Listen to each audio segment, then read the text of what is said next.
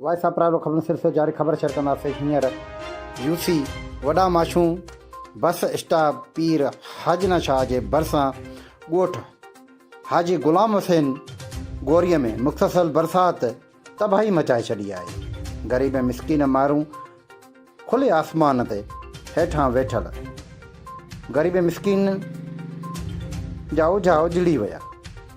होॾां फरीद, ख़ालिद, मोहम्मद ओस्मान, इक़बाल अहमद, शफ़ी मोहम्मद, आशिक़ अली, सलेमान नादर ऐं ॿियनि केतिरनि ई ग़रीब मिसकीननि जा घर किरी पिया। ग़रीब मिसकीननि मोहम्मद ओस्मान गोरीअ वाइस ऑफ प्राइवेट सां ॻाल्हाईंदे चयो त असांजा ग़रीब मिसकीन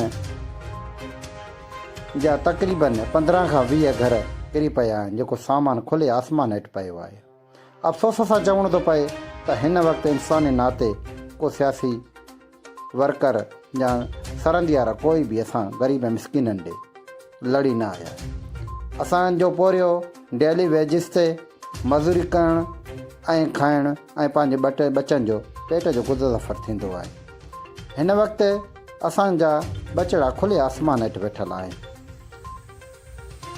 असांजी अपील आहे डीसी खैरपुर, एसी किंगरी, मुख्तियार कार ऐं ॿियनि वसा वारनि खे त ग़रीब मिसकीन आहियूं उन मौक़े ते तबाहीअ में थी वियासीं। उन खां बाद में हाणे जेको आहे वास्ते ख़ुदा जे सरी सघे सो असांखे हुकूमत तरफ़ां उहो मिले। असां ग़रीब आहियूं, असां बेबस आहियूं, असांखे का बि शइ कान्हे का, असां काॾे वञूं कीअं कयूं। अब असांजो यूसी सिंह चऊं मां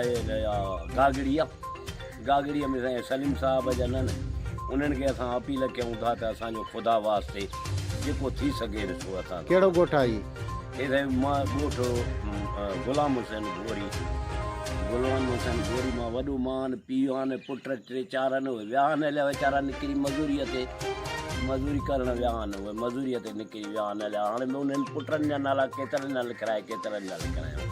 मां वॾो आहियां न घर वेठो। अलाह तव्हांखे बरा ॾींदो जे असां ग़रीबनि सां मदद कंदव था।